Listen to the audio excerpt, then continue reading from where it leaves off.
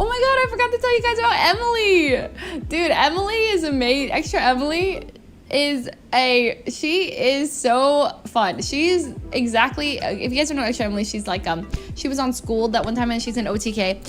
She is a blast. Like, I only planned to get lunch with her because I didn't know how, like, you know, she would be. So I wasn't gonna plan, like, to hang out with her the entire day. Like, that was not on the agenda. So I was gonna have, like, an out in case, like, you know, what if I hung out with her and, like, we didn't get along or something. Not that I really thought we were gonna get along. But she came over, gave her a little house tour. And then we went to get boba. We went to get udon. We got udon noodles.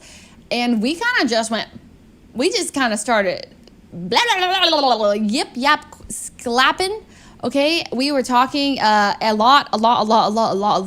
And she apparently, like, was in LA and wasn't, like, doing anything the entire time. And it just happened that I saw that you guys, like, posted it on the Reddit, and then I watched it, and then I reached out to her, and then I was like, next time you're in LA, and then she just happened to be in LA. Boom. And then I was like, wait, I kind of like this girl. She's kind of awesome. So we got boba. We were eating food. We found out, you know, well, we just had a lot. There's just so much to talk about. And then we went to the mall. I asked her to go to the mall with me. I was like, you want to go shopping? Have you been to Century City before? And she's like, I've never been to Century City. I was like, what? So I drove her to Century City. I almost killed her, I swear, like, driving. It was, for some reason, I had her in my car, and I became, like, 2 times more terrified that I was going to, like, you know, crash. And so I was narrating all my thoughts, and I was, like, talking to her, and I was saying intrusive thoughts. And I have this intrusive thought sometimes that, like, sometimes when I think I'm going to crash into a car, I, like, brace myself. I just, like, brace myself for impact. And she's like, and I could tell she's, like, not saying, like, you know, she's like, oh. But it's true. I get touchy with the brakes. I'm a very sheep-like driver. So if anyone is, like, anyone is trying to, like, okay, basically there's, like, all these cars that go this way, and if I ever need to turn left, I'll never do it. I'll always turn right, and then I'll make 3 right turns before I make a left and have to, like, block someone on the road. So I felt self-conscious about that. Then I was talking about all the car accidents I've gotten into while I'm driving her, and she's just like, I was like, yeah, I totaled this car one time. I was driving and went, poof, crash, and I hit that car so hard that car hit the car in front of that. And then we all got out, and everyone's like, what are you doing? And so I was going deep into details. But I was just like, with Emily, I felt like she doesn't have much of a filter. So my filter kind of came off because I'm a social chameleon. I'm a very much of a social chameleon. So her energy started to bleed into me. So I started she would, like, bounce a lot and, like, just have a lot of, like, oh, you know. So I started kind of, like, doing that too. We were in the dressing room together, not in the same dressing room, but we were in the dressing room, and we were at a store called Aritzia, and they make you, like, step out. It's one of those dressing rooms where it's, like, closed normally. And then there's no mirror inside of the actual dressing room. So you have to step out, and it's because they do it because workers there will be there, and they'll always compliment you or be like, oh my God, you have to get that. And then they, you know, instead of you evaluating it, they make you step out where your friends are. And then your friends are like, oh my God, that is so cute. I hate that. I hate it. Thank you so much. I hate it. But anyways, it was cute with Emily because I was talking to Emily through the wall, and then we'd, like, both come out, and I'd be like, I love your skirt. And she's like, those are cute pants. And then she would, like, start to, like, do the little gritty or something. So then I would start to, like, do it with her. And then we went to Lush. It's like a store with all these soaps and scents and shower baths and all this and that.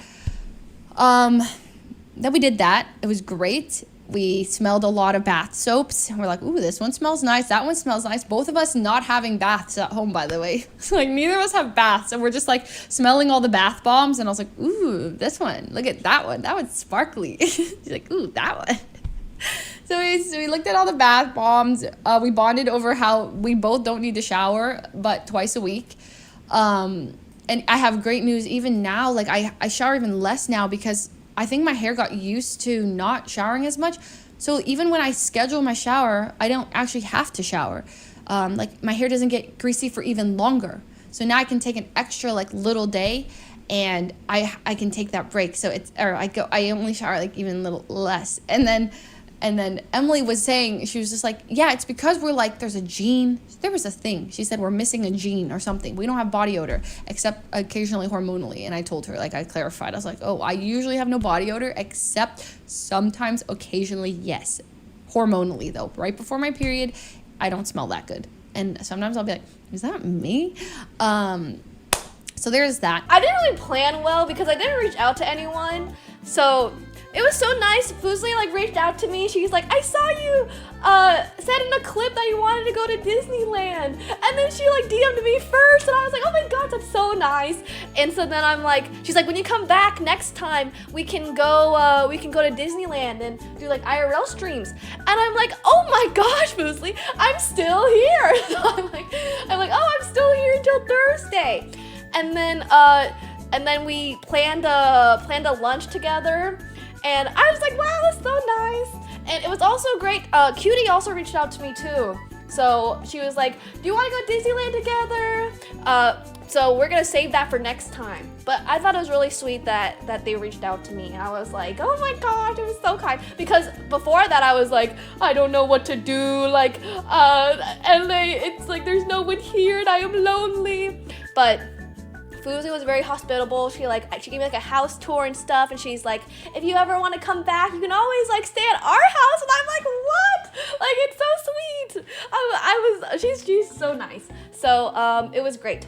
Yeah, we could do a Disney stream with Cutie and Fuslie. So I was like, wow, it was so great. I didn't get to see Valkyrie because I don't think she was there when I did the house tour, but she also messaged me. She's like, oh, I didn't get to see you. And I'm like, oh, next time. So they're all really nice. I was very shooketh on a stick.